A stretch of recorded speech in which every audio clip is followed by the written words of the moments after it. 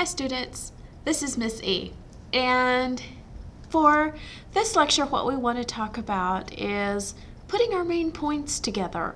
You know, we've talked about the introduction and the elements of the introduction, and we had a light day with students, so we decided to talk about delivery. We want to talk about our main points right now. So let's get started. I want to show you 3 different ways that you can do your main points in the speech. Now remember, let's put this in context with the notion of an entire message. You have your outline, that's part of the message. You have your PowerPoint, that's part of the message.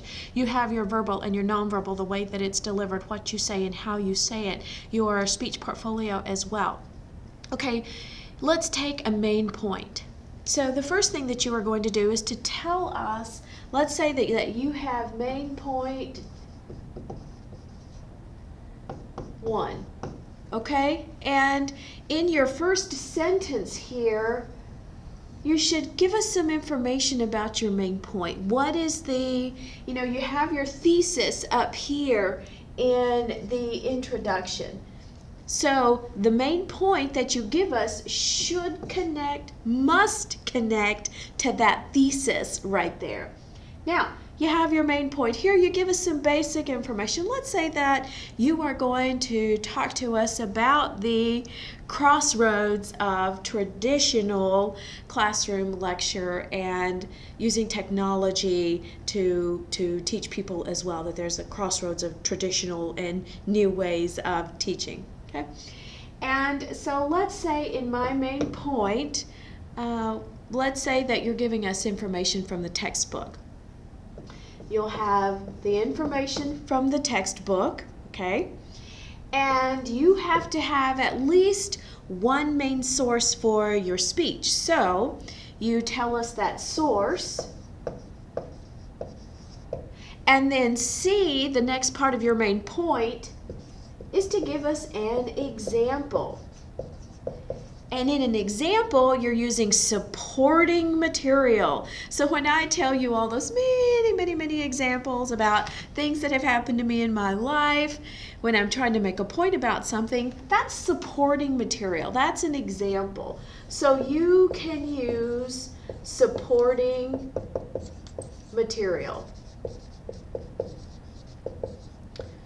Everything in the main point that you build, everything here has a specific message. It provides us with information, because this information that it provides us, that one main point that you are doing, that information connects to your thesis, okay?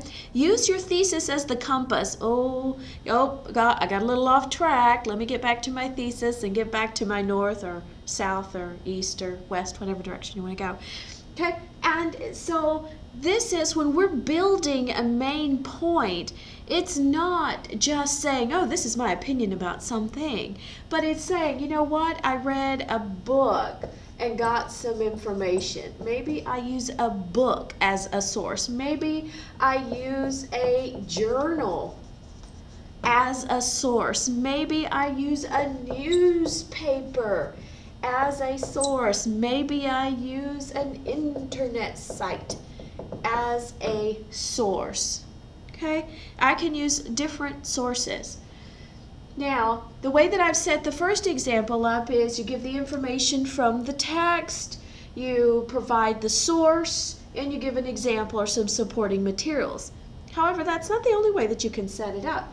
You could start by giving us an example. Maybe that's how you bring interest, human interest into it, is to tell us about your example of your topic. And then you tell us about the text, and then you give us the source. Or maybe you start with the source and you say how it complements the text, contradicts the text, and then you move into your supporting example. This is like a puzzle piece right here. Okay, so in the beginning I said I was going to tell you a couple of ways that you could set this up. Actually, I've given you 3 or 4 ways that you can organize your main point. So it's not just that you're summarizing the text for us. You're summarizing the text. You're giving us a source that you're going outside and you're finding and you're bringing in, and you're saying, hey, I know our text says this, but here's another piece of information. Okay, so you can set it up with your text information first, that's one way, or your source information first, that's a second way, or your example information first, that's a third way, or you could even use a video clip for additional supporting information, a picture for additional supporting information. But whatever the information you use, be sure that it connects to your thesis. So in this mini lecture, what we did was we learned how to put a main point together. I got some funky hair going here. We learned how to put a main point together.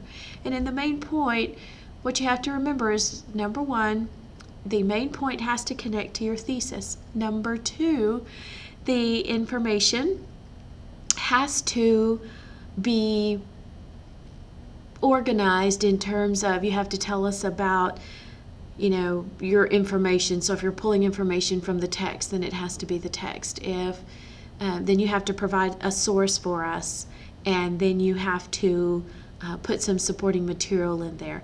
That's what builds a good main point. What you're doing is building logic for us in the information that you're giving us. So thank you very much.